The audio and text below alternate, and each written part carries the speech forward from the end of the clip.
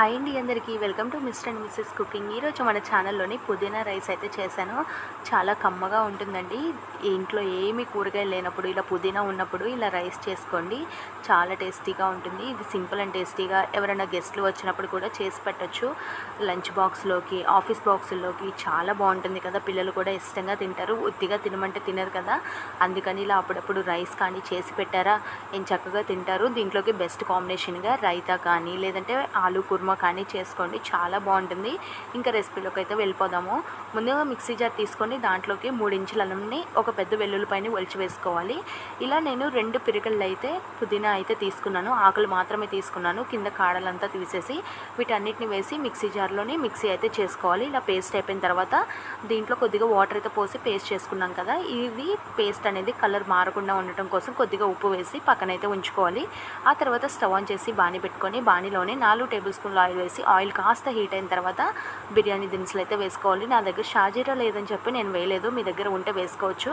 ఆ తర్వాత కట్ చేసినటువంటి పచ్చిమిర్చిని, 2 ఉల్లిపాయలని మీడియం సైజువి కట్ చేసుకున్నాను ఇలా చీలికలుగా.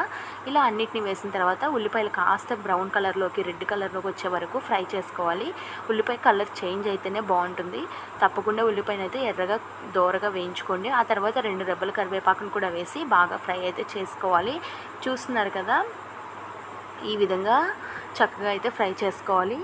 ఇలా కాస్త రెడ్ కలర్లోకి వచ్చిన తర్వాత ముందుగా మనం ఏదైతే మిక్సీ చేసి పేస్ట్ పక్కనైతే ఉంచుకున్నామో పుదీనా, అల్లం వెల్లుల్లి పేస్ట్, ఆ పేస్ట్ వేసేసుకున్న తర్వాత ఒక మీడియం సైజ్ టొమాటోని కూడా పేస్ట్ చేసుకోవాలి. ఈ టొమాటో క్యూరిని కూడా వేసి ఒకసారి బాగా కలిపేసుకొని పైకి ఆయిల్ తేలే వరకు చక్కగా ఉడికించుకోవాలి. హై ఫ్లేమ్లోని మీడియం ఫ్లేమ్లోకి అడ్జస్ట్ చేసుకుంటూ ఉడికించుకోవాలి. ఇక్కడ మీకు ఆయిల్తో పాటు నెయ్యి కూడా కావాలి అనుకున్న వాళ్ళు ఒక 2 టేబుల్ స్పూన్ల ఆయిల్ మానేసి 2 టేబుల్ స్పూన్ల నెయ్యి వేసుకోండి. అది సగం ఇది సగం వేసుకున్నా కూడా టేస్ట్ చాలా బాగుంటుంది. ఇంకా నేనైతే మొత్తం ఆయిల్తోనే వేసాను. త్వరగా దీంట్లో నీళ్ళంతా ఇంకిపోవాలి అంటే కొద్దిగా సాల్ట్ అయితే ముందుగానే యాడ్ చేసుకోవాలి.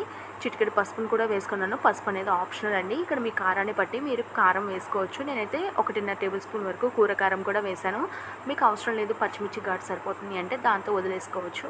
ఇంకా తర్వాత 1.5 టేబుల్ స్పూన్ వరకు ధనియాలు జీలకర్ర పొడిని, 1/2 టేబుల్ స్పూన్ వరకు గరం మసాలా పౌడర్ని కూడా వేసేసి ఇదంతా బాగా ఒకసారి కలిసేలాగా కలుపుకోవాలి. ఈ మసాలాలు కూడా కాస్త పచ్చివాసన పోవాలి కాబట్టి దీనికంతా బాగా పట్టేలాగా కలుపుకుంటున్నాను. ఆయిల్ అనేది పైకి రిలీజ్ అయ్యేంత వరకు మనం ఫ్రై చేసుకోవాలి, లేదంటే కనుక పచ్చివాసన వచ్చేస్తూ ఉంటుంది. పుదీనా అనేది అంత టేస్టీగా ఉండదు. ఇలా కాస్త ఆయిల్ పైకి తెల్లిన తర్వాత దీంట్లో నేనైతే ముందుగానే 3 కప్పుల రైస్ని అరగంట సేపు నానబెట్టుకున్నాను. ఈ నానబెట్టుకున్న రైస్ని అయితే వేసుకుంటున్నాను. 3 కప్స్ రైస్కి 6 కప్స్ వాటర్ అయితే వేసుకోవాలి. నార్మల్ బియ్యమే తీసుకున్నాను కాబట్టి ఇలా వేసుకున్నాను. మీరు బాస్మతి రైస్ తీసుకుంటే 1/2 కప్ కానీ లేదంటే 1 కప్ కానీ వాటర్ తగ్గించి వేసుకోండి, సరిపోతుంది. బాస్మతి రైస్కి వాటర్ అనేది తక్కువ పడుతుంది, దీనికి అనేది ఎక్కువ పడుతుంది కాబట్టి నేనైతే ఎక్కువగా సరిపడా నార్మల్గా మనం అన్నం వండుకునేటప్పుడు ఎలా అయితే పోస్తామో అలానే పోసేసుకోవాలి. ఈ మసాలా అంతా బాగా పట్టేలాగా ఒక 2 నిమిషాల పాటు ఇలా బియ్యం మొత్తం వేసుకొని ఫ్రై చేసుకోవడం వల్ల ఏంటంటే ప్రతి మెతుక్కి కలిసేలాగా పట్టుకుంటేనే ఈ మసాలా అనేది ఫ్లేవర్ చాలా బాగుంటుంది. చూస్తున్నారు కదా, మీరు తక్కువ పుదీనా వేసుకొని ఎక్కువ రైస్ వేసుకుంటే అంత టేస్ట్ అనేది తెలీదు. ఫ్లేవర్ అనేది డామినేట్ చేస్తూ ఉండాలి, అప్పుడే బాగుంటుంది రైస్ అనేది. ఇలా బాగా కలిసేలాగా కలుపుకున్న తర్వాత 1 నిమిషం పాటు ఫ్రై చేసిన తర్వాత దీంట్లో సరిపడా వాటర్ అయితే వేసుకోవాలి.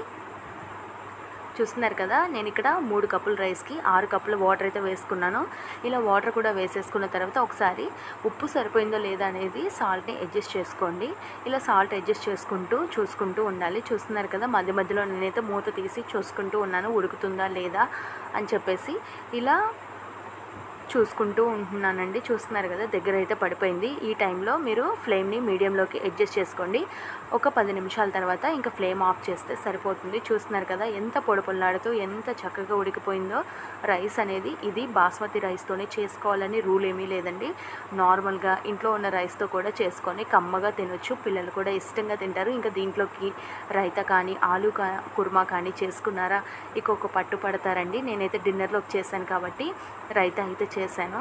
చాలా టేస్టీగా ఉండే ఈ పుదీనా రైస్ని సింపుల్ అండ్ టేస్టీగా మన హెల్త్కి బాడీకి చాలా మంచిదండి. తప్పకుండా ట్రై చేయండి. ఎలా వచ్చిందో కింద కామెంట్ చేయండి. Bye bye.